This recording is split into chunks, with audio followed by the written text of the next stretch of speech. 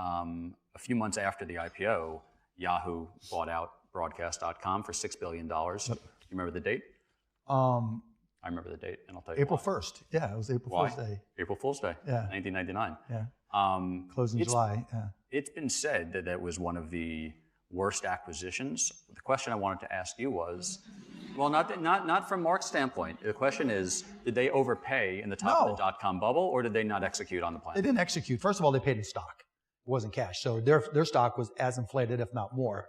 And so they paid in stock. And think about it. If you could go back to 1999 and have the company that dominated streaming, right? So we had hundreds of internet radio stations. So we were Pandora and Spotify, right? We had really started video. We dominated all video streaming on the internet. It wasn't even close, right? There was no YouTube. There was no anything else. 6-7 years before YouTube. YouTube, right? So, radio stations, online music, customized radio stations, customized video. We were, integrating advertising, doing indexing of the spoken word and all this kind of stuff for index.broadcast.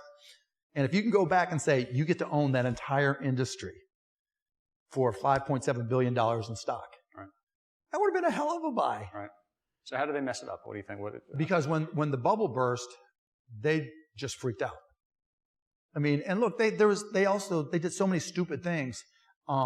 Like they owned the patent to pay-per-click. They had bought a company, and Google's entire business was built on pay-per-click. And Google had violated that patent, admitted they violated that patent, and Yahoo let them off the hook for, I think, $133 million in stock, which ended up being worth $1 billion. But had they kept that patent and said to Google, nah, so think about it. Dominating the entire streaming industry, preempting Google from even existing among any number of things. I mean, you can even argue GeoCities was social networking before anybody else.